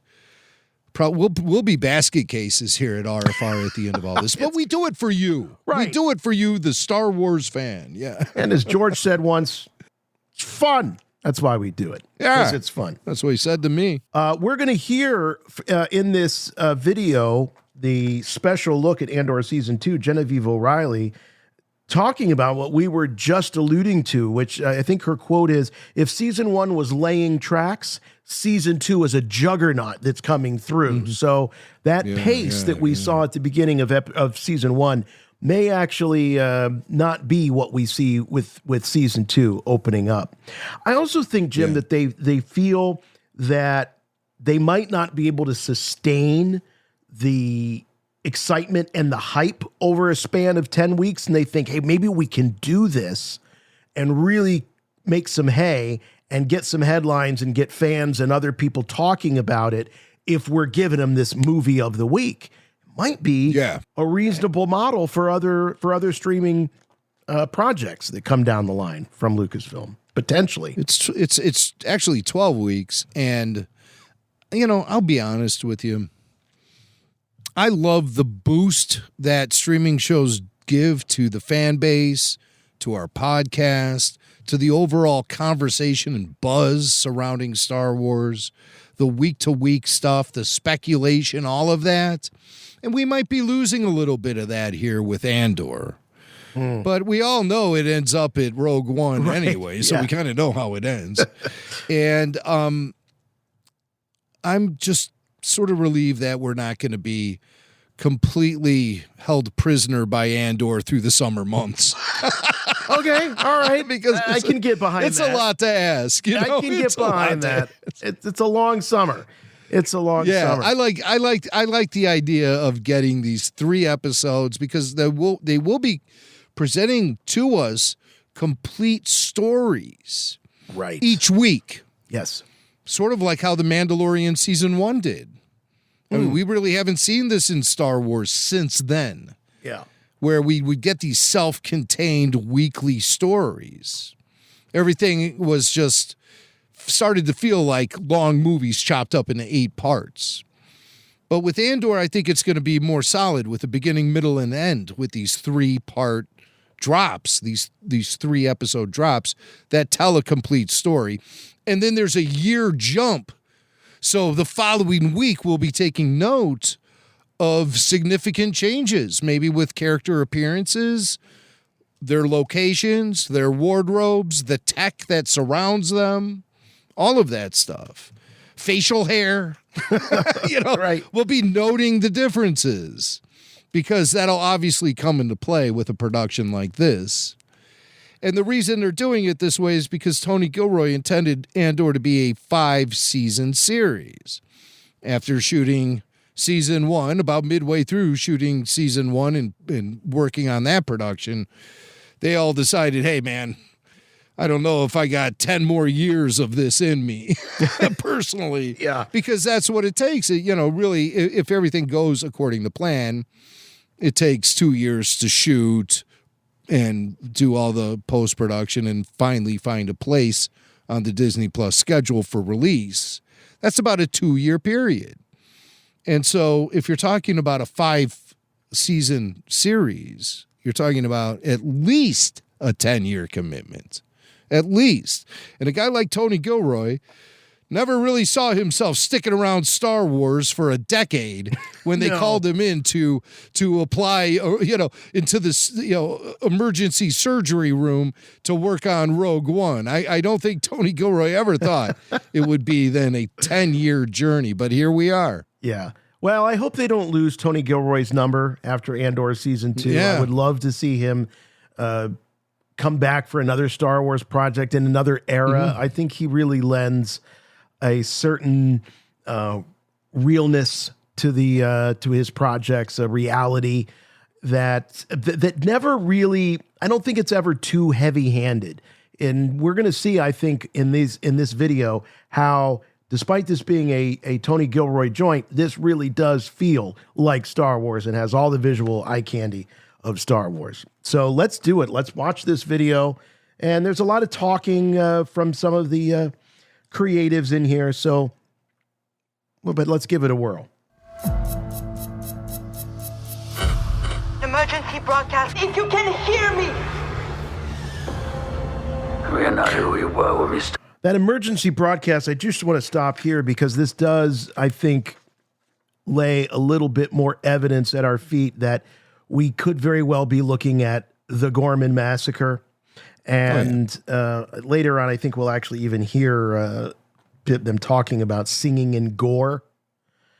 There's a line. And so, I think this is Gorman massacre, and so you hear the distress call coming in.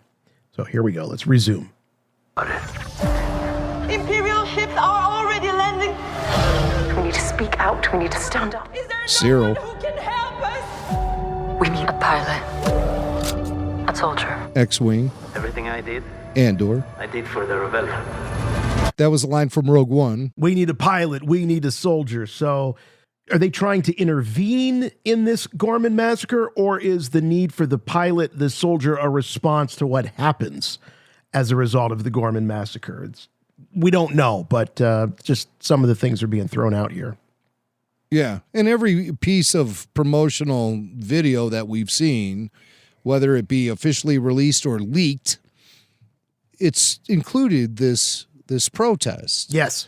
And the stormtroopers then opening fire on the protesters. So that might be the real catalyst to everything that happens in at least one of these trilogies that happen in season 2. As a result of the Gorman massacre, Mon Mothma starts making a lot of noise in the Galactic Senate, and the Empire then makes a move to arrest her, and that's when the rebels on board the Ghost swoop in and they take her away to rebel location. I was certainly wondering that myself. You know, we know that Tony Gilroy doesn't go in for a lot of Star Wars Easter eggs and connecting everything. That's not really what he's doing. He's there to tell a great story. But could we see a Ghost cameo? Could we see a cameo from some of the crew on the Ghost? Because this does intersect. You will hear in just a moment Gilroy himself talk about how this is all about how these separate little rebellions coalesced into the big rebellion. And so much of that happened in the events of Star Wars Rebels. So there is massive crossover potential here. Whether they lean into it, to be determined. I don't think that's Gilroy's top priority, is to get the Ghost crew showing up in Andor season 2. No, but he would leave it up to ILM and the other creatives with Lucasfilm to determine what the starship is she escapes on, and something just as simple as seeing her run up the ramp of the Ghost. We don't even have to see any of the characters. Right. The Ghost itself is a character. That's right. And it tells a whole story if you see that ship, because you know who else is on board the Ghost. So that could very well come into play. But of course, we know that we have a Hera actress. We have a Sabine actress. We have a Zeb CGI thing, whatever. Model. We even have an Ezra. Got an Ezra, and right.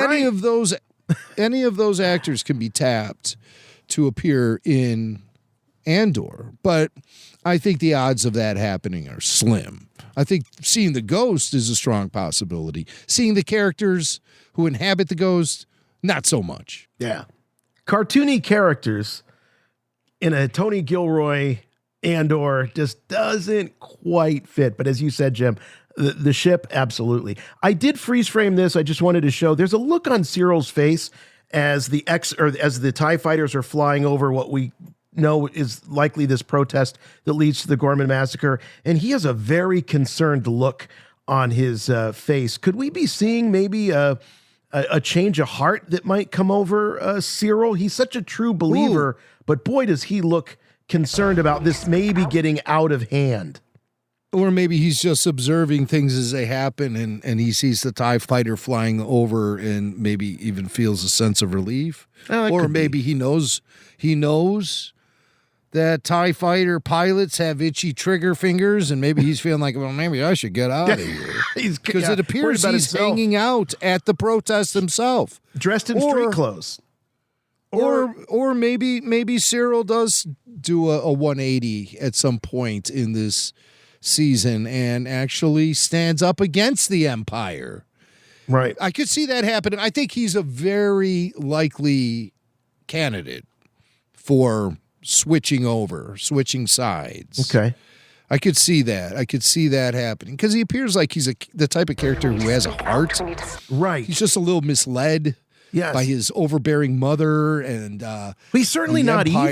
evil. He's certainly not evil. In fact, his Right. crusade is all about doing the right thing. He's a true believer and believes that the man who killed those guards should be held accountable. That's all there is to it. All right, all there is to it. We resume. Is there no one who can help us? We need a pilot. A soldier.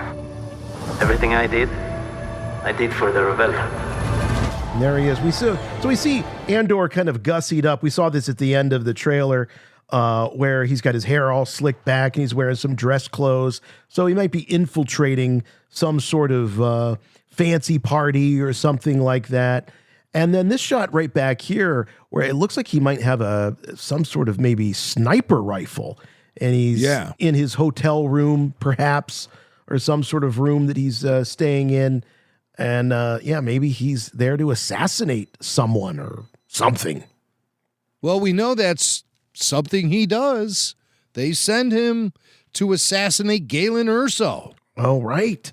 That's right. Remember? They sent him to do that in Rogue One. So he's known as a sharpshooter, a sniper, an assassin. That's something that Cassian Andor does. So maybe we might see him cutting his teeth in that department in Andor Season 2. Soldier. Everything I did for the rebellion. Yeah. Revolutionary movements are spontaneously. Oh, now that's a new character. The one that we see maybe detonating something here on during this protest on Gorman. Someone we haven't seen before. I don't think that seems like a new character. No, that isn't that Luthen's assistant. I always forget her name. Oh gosh, isn't that her? Rhea or whatever her name is. I think that might be her. I don't think so. It's hard to tell because it's like this extreme close up. You can't even see her, like her hairstyle or anything. It looks like it's very close cut, but that might be her. Could be. All right. Could be a new character. Are spontaneously happening all over the galaxy. Brasso in the hayfields, wheat fields. Yeah, which I believe is the planet Dantooine. If season 1 cool lays city track, on the then coastline. Season 2 is the juggernaut. There she goes. Season 1 is the track. Well, they haven't won Season yet. 2 is the juggernaut. Building a real army. The rebellion's everywhere now. A bunch of behind the scenes footage. There's Saw Gerrera. Now go back to that shot of Saw, because we really see Saw. He does not have his cybernetic implants. He doesn't have his life support systems, but he's wearing a very similar getup to what we see him wearing in Rogue One. But he doesn't have that breath mask. So I'm really, really hoping in Andor Season 2, we see how Saw Gerrera sustained his injuries and became the cyborg that he was until his death in Rogue One. And we get a clean shot of Forrest Whitaker in his wardrobe. Is it possible, though, Jim, he just doesn't have all the gear on? This is an on-set photo? Well, I have a feeling that the gear is... Oh, okay, all right. Maybe he's not fully in costume, That's what but I I was think thinking, unlikely. yeah. No, I think unlikely. I really believe that he's got the bandolier on. He looks like an absolute badass. Yeah. So we might get to see that evolution, that continued evolution. Yeah, of Saw. I want to see that evolution, and I think that this is pre-injury Saw. Okay. Opportunities. The insurgents have weapons at this point. Deidre. There he is with that. Counting on it. These 12 episodes are going to take us over the next 4 years into Rogue One. The complexity of the show, the possibilities of the show. There we see a bunch of K2SOs. Yeah, a bunch of K2SOs there with Cyril. And then we see, if you rewind a little, we see Andor, Cassian Andor. Oh, no, I think you've gone too far back. Oh. But we just get a brief glimpse of him, and he's wearing the same kind of sunglasses Bono from U2 wears, which I thought was fabulous. I didn't see them wearing the shades. That's like a high fashion look there. Just keep going. We're almost there. Look at that. Yes, look at that. With or without It's a beautiful day. We both start singing random U2 songs. I went on Joshua demand. Tree. All right. Oh, I was doing Beautiful Day right. myself. Yeah, a little more modern, you two. Okay. To be all in. Nobody's allowed in here. Bix. I think that was Bix. We talked about this last time, but I think we get a little better shot. Sunday Bloody Sunday is probably the most appropriate U2 song for this particular trailer. I'm thinking like a soldier. Think like a leader. The size and scale of this production is unparalleled. The sets and the costumes are breathtaking. Keep in mind what she's talking about when you hear Genevieve O'Reilly talking about this scale. She's been in many Star Wars projects, so she has something to compare it to. She's been in the prequels. She has been in Rogue One and now in Andor, and she's saying that this is mammoth in terms of scale. This is the big one. I love seeing these aliens. The prequels were nothing but green screen to her. Yeah, right. But this is actual, physical locations and just massive sets. The shot we're looking at right now with Mon Mothma and someone else walking along with apparently they're two like alien senators. Yeah. I can't even pinpoint the alien species. I know I've seen them before in Star Wars, but they come off as more like prequel aliens to me than yeah, OT. they really do. The sets and the costumes are breathtaking. Everyone does the homework. Everyone takes the time, and you can tell. Proceed. And then the stormtroopers open fire. So is it Deidre Mirda who gives the command to open fire on the protesters? Or is she getting that command from higher up, maybe? Right. Is she making that call on her own, or is someone else making that call? Or are these two shots completely unrelated to each other? Or is this just trailer? This is nothing to do with that. Trailer trickery. It could perhaps. be. But it's scary to see these stormtroopers and mud troopers open fire on innocent people in the square protesting with TIE fighters flying overhead. Wow, what a scene. Yeah. What a scene. Yeah, God, it looks like when the Eagles won the Super Bowl in Philadelphia and people are climbing up the street lamps and... I'll tell you one thing, it doesn't look like they've missed a beat. It may have been, several years since we've seen the end of season 1, but this feels just every bit as intense and everything we want, I think, from a follow-up to Andor. What do you live for? There's that big white furry guy from Saw's crew, right? Right, Moroff. Yeah. Moroff. And there was an action figure made of him. He appeared in Rogue One just in the background. But I think in earlier cuts of that film, he may have had a bigger role. But he's like this 8-foot tall, totally white, furried creature, kind of like a big white Wookiee. Yeah. The abdominal snowman. I don't know what to call him, but his name is Moroff. Maybe. Yeah. And what's that? I said a bumble. And he's leading. You see Saw Gerrera is standing there too, and Two Tubes is on the right. And so this is Saw's crew. Yeah. And Moroff is obviously part of this crew. Cool character design. Human, I'm glad to see he's coming incredibly back. truthful. Oop. And it just happens to... Yeah, so Bix. I don't think this is Bix. Is this Bix? Doing a little... I think it is. Little handy? I think... Hey. Oh, sorry. Hey. This is family entertainment. They're holding their hands, Andor, and I think that's Bix. They're holding their hands up to each other. This looks like Ponfar to me. This looks like Vulcan lovemaking. I think she's passing something over to him, though. It looks like the way her thumb is, like she's holding something in her hand, and she's passing it over. No, but they're having a tender moment. Yeah, that looks tender. But they cut right into the actress from Bix, so I guess it's her. And it just happens to be in a galaxy far, far away. It's the urgency of the situation. Oh, Ben Mendelsohn. Not palpable. Lock it down! If we do not stand together, we will be crushed. Ooh, K2. K2 droid. No fun shot of Alan Tudyk and Andor sitting Luna. there. Diego Luna, yeah. So yeah, behind the scenes footage of them kind of cutting up in a cockpit on the set, and you see Alan Tudyk. He's got all of the mocap gear on with the dots and things like that, weird headband on and stuff. But they're just having a good laugh. So we're definitely going to have some cockpit moments with K2SO and Cassian Andor in season 2. We saw a bunch of cool things in there, though. They flash up a bunch of images really quickly. Ben Mendelsohn as Krennic, he's wearing some kind of sash, like a ceremonial sash. Hey, that not in this shot, but here he's in that ISB briefing room that we saw a lot of in Andor season 1. That it looks sort of like the walls kind of look like the globe of Epcot, you know, that big globe thing, that Mother Earth thing or whatever. I thought it looked like a big golf ball.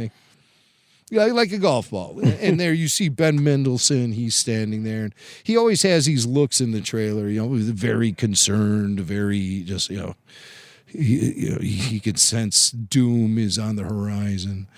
And then more shots of the Wheatfield planet, which we believe could be Dantooine. And other shots of that cool TIE fighter. And then these troopers, I think, are really cool, too, because they're wearing stormtrooper gear on their arms and torso, but they're, I think just they're the Imperial caps. officers. Yeah. Yeah, they have those Imperial caps. So it's Imperial officers wearing stormtrooper battle gear just on the top half, but no helmet. So they're jumping into battle. Here's a situation with the riot. Yeah. The riot cops are there, and they look like, you know, your typical riot cops that you see on the TV news with the plexiglass shield in front of their face and the helmets. And it's like, really, do you guys need that with stormtroopers around? They're all wrapped in that plastic. But these guys, they have those classic riot gear you see cops wearing. And unfortunately, we've seen news footage of them on the streets. And here they are literally taking aim at one of the protesters. It's waving a flag. I mean, so this is, they're just, you know, sitting ducks. They're just shooting them at will. Yeah, like shooting fish in a barrel. Yep. Haven't seen this guy before. Yeah, a bald Imperial ISB agent having a very intense moment, gesturing with his hands and freaking out about something. Somebody must have screwed up the Starbucks order or something for that guy. Damn interns. Now, this is Bix for sure right here, taking a whack at somebody. Could be Cyril, actually. Could be Cassian. Oh, yeah. They have a very tumultuous relationship, those two. Or it could be a female. You know, it's hard to tell in this quick shot. Yeah. This is an odd shot with the water rushing in. We're looking down from on top of the water rushing in on these weird cylindrical things popping up. I don't even know how to describe what I'm looking at here, but I'm sure it'll make sense within the context of the show.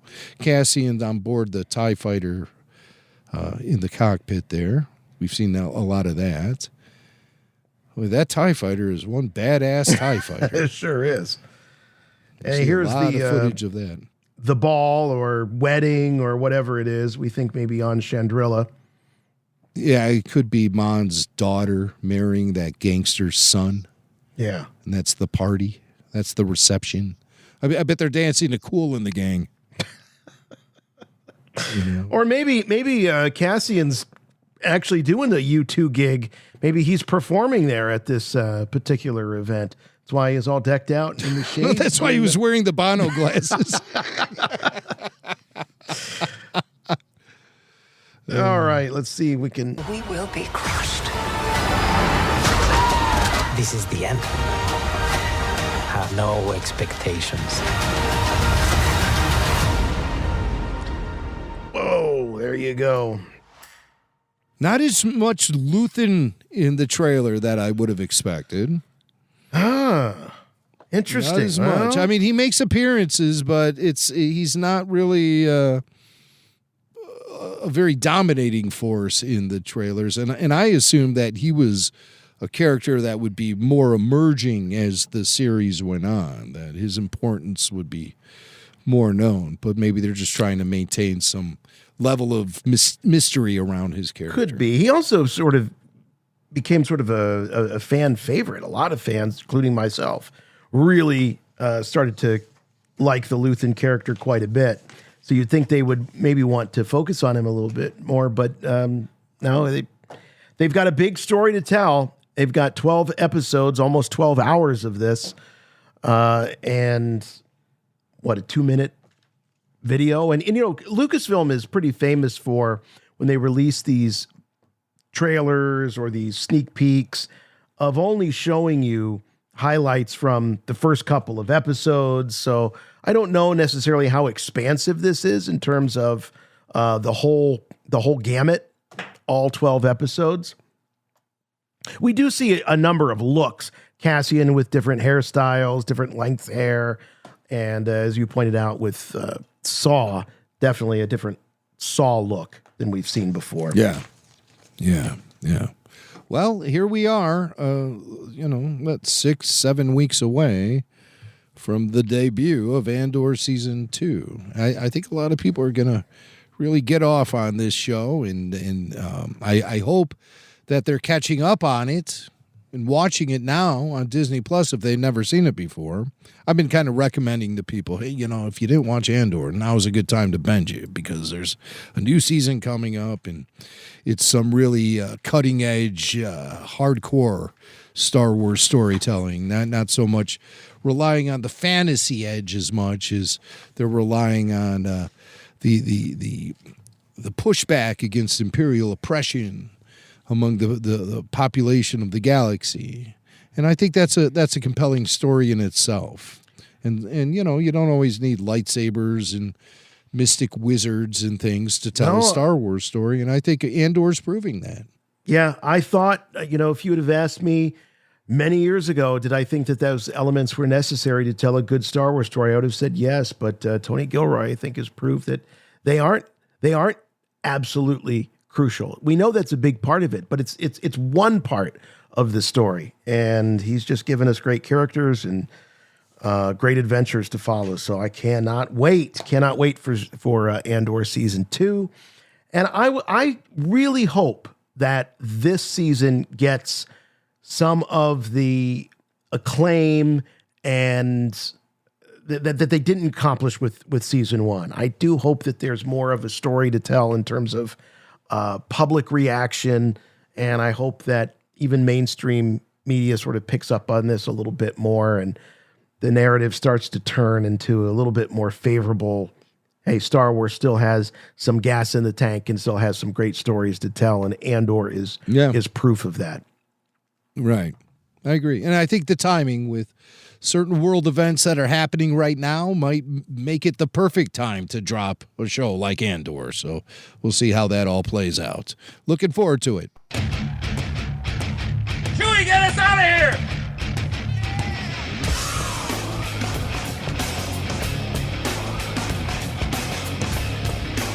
All right, that's going to wrap things up for us here on Rebel Force Radio this week. Wow. Jam-packed, lots and lots of, I feel like clarity coming out of that Kathleen Kennedy interview. There was plenty of spin, don't get me wrong, but knowing where these projects stand, at least in terms of what she's willing to publicly say, especially as she's really thinking about legacy, leaving a legacy behind at Lucasfilm and as part of the Disney empire, I have no reason to doubt that what she is laying down in terms of the priorities of Lucasfilm and the projects that they're producing, I have no reason to doubt them. I think that she's being straight up with us in this moment, that these are the top priorities and these are the next projects that we can look forward to seeing in theaters these top 3 or 4 as we talked about. So I think that we finally got a real kind of come to Jesus. What's the status of these? Instead of just reading random rumors from various websites, it's nice to hear it from the horse's mouth. So from that sense, I'm appreciative for that interview. Yeah, right. I mean, how many times can we hear some YouTuber who has no connection to Lucasfilm or Star Wars or Hollywood in general tell us that he knows for certain Kathleen Kennedy is going to step away from Star Wars? How many times do we have to hear that? It is refreshing to actually hear some information coming from Kathy. Obviously, she was forced into it, making public statements about it. But the Matthew Bellany, or whatever his name is, reports, they seem to have stuck to the landing, and Kathy is going to be stepping down as president of Lucasfilm. We should be getting updates within months. Within months. I'm very curious. All right. Well, you can follow all that action here each and every week on Rebel Force Radio. And if the weekly podcasts aren't enough for you, and that includes the after shows, we've got 4 incredible weeks of Star Wars coverage through Rebel Force Radio, the Andor after shows. It's going to be something. You're not going to want to miss it. Starting on April 22nd, that's when the show premieres. So we'll be there on April 23rd with the first Andor after show, and all the way through May 14th. Looking forward to that. But if that's not enough, Rebel Force Radio on Patreon, as we talked about earlier, is there to scratch that itch. So make sure you head over to patreon.com/Rebel Force Radio and find the level of patronage that works best for you. It all helps us here at Rebel Force Radio, where we appreciate it so much. And some of the perks there, of course, the exclusive podcasts that you can't get anywhere else, a wonderful community of Star Wars fans. You hear so many of them on our voicemails that we play and on the after shows themselves, as well as full show video of this very podcast. The podcast you're listening to now, you could be watching if you like to consume your podcast that way. So check it out. Again, patreon.com/Rebel Force Radio. If you want to watch us more often, you can do so on YouTube. There's a whole bunch of videos. We typically release a couple of highlights from the full show video that we put out there for free on YouTube, including just recently the Kathleen Kennedy report card, where Mac takes us through all of the big projects and we assign a good old-fashioned pass or fail and then tally it all up and see where she lands. Check that out over on our YouTube channel. We're also on all of the socials, Facebook, Instagram, X, you name it. We're out there. The website for all things and everything, Rebel Force Radio, rebelforceradio.com. But if you really want to help us out, the best way is to do exactly what you're doing right now, which is listen to this podcast, and please, please, please recommend us to your friends and family, the Star Wars fans in your life that maybe haven't listened to Rebel Force Radio or a Star Wars podcast. Please tell them to tune us in, and they'll be very, very glad that they did. So please, if you can, subscribe. If your podcaster of choice allows you to do so, we'd love to have a review. Just one simple rule, please. Make them good. And we'll see you next week for all new topics and discussions, audio highlights, everything you come to expect from us here at Rebel Force Radio. We'll see you next time. For Rebel Force Radio, I'm Jason. I'm Jimmy Mack. And remember, The Force will be with you, always.